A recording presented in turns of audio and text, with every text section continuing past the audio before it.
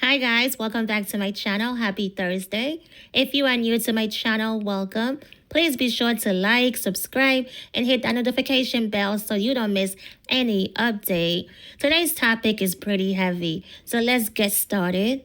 So, a man who has been revealed to be a convicted child SEX offender is causing outrage because he has a baby at home. His name is Brandon Keith Mitchell. He's from Pennsylvania, and he went viral over videos he posted on social media showing him and his husband kissing a baby boy and blowing out a candle every month through the child's first birthday. So then people discovered that Brandon is a registered sex offender who was convicted of child SEX abuse and possession of child POR, you know the rest, back in 2016.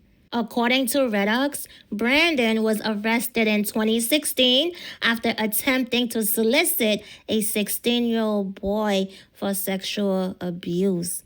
Police executed a search warrant of the teacher's electronic devices and phone records, which revealed that he exchanged over 12,000 messages with the victim.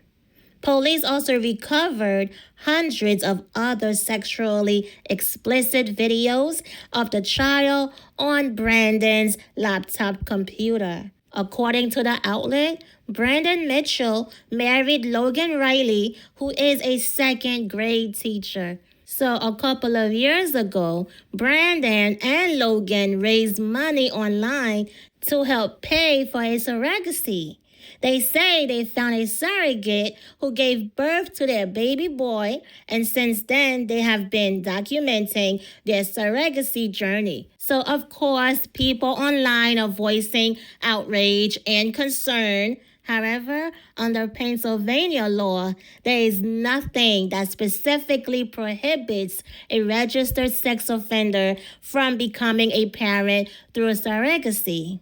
So Tim Barker, the district attorney for York County, not New York, York County, Pennsylvania, says, I thoroughly appreciate the concern and outrage emotions expressed by many that a loophole exists in the law to allow a registered sex offender to become a parent through surrogacy without the same intense scrutiny, accountability, and judicial oversight mandated for the adoption process. Brandon lives in York County, and according to the DA, he completed his probation parole supervision in 2021 and has not been accused of violating any conditions regarding his sex offender registration. There have also been no new criminal charges against him.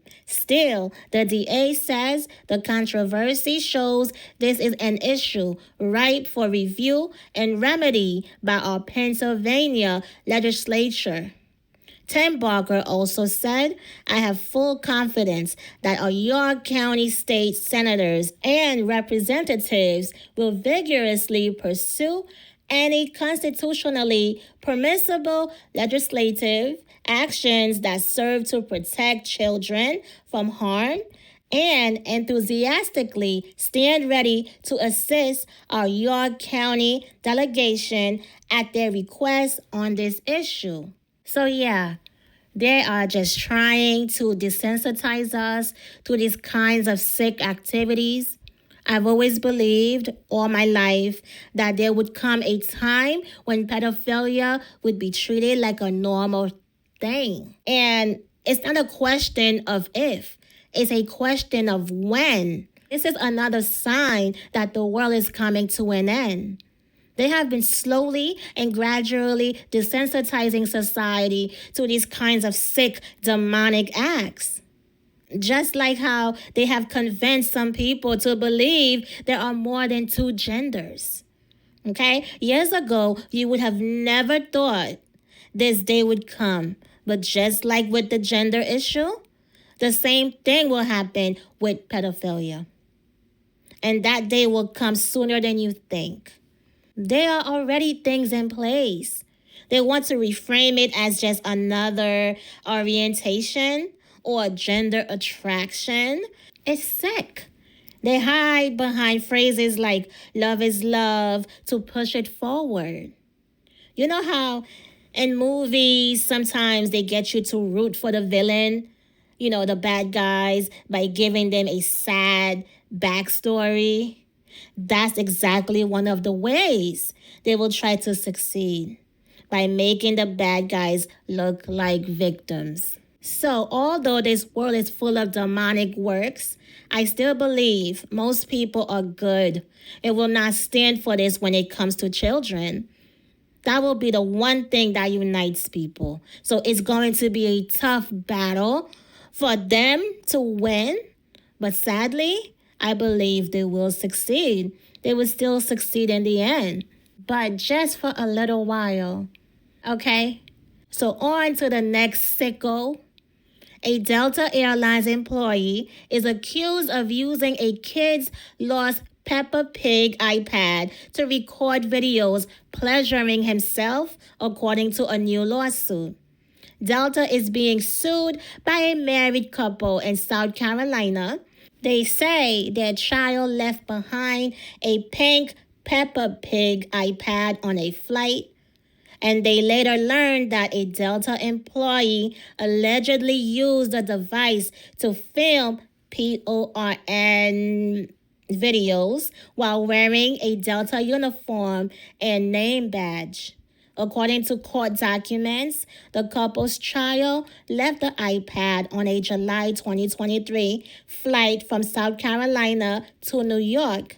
They claim someone then began using it to take photos and videos. The couple says it started with selfies of a Delta employee in a uniform and badge appearing to their iCloud account. But then they say things escalated when the same person in those selfies appeared in a self-pleasure video.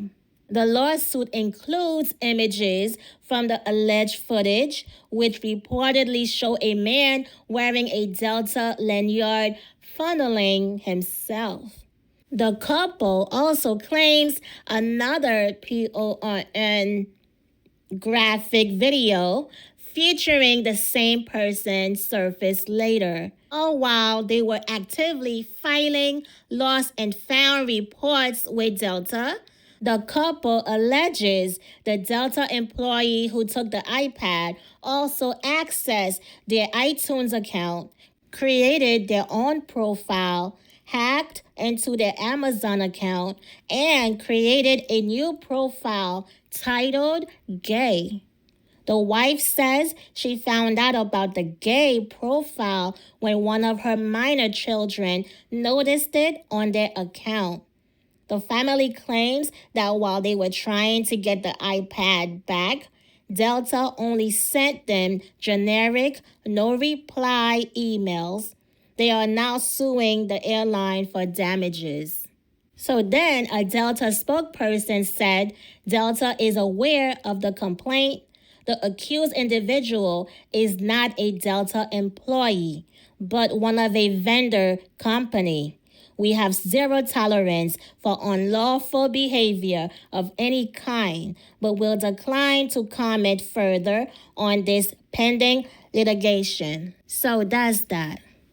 I know many people wish death on these kinds of demons, but I think death is too easy for them. Since there's no cure for pedophilia and perverts, I believe the best punishment would be to cut off their genitals. Yeah, cut it right off. They are driven by their sick urges, so taking away that pathetic tool is far worse than unaliving them. The constant torment of living without it would drive them insane. Okay? Sick, disgusting bastards. These people are sick. So yeah, death is too good for them. They need to be alive without their pathetic tool. That would do it, in my opinion. So that is all, you guys. What are your thoughts? Let me know in the comments if you have any. Please like and subscribe and hit that notification bell so you don't miss any update. And guess what? I will see you on the next one. Peace.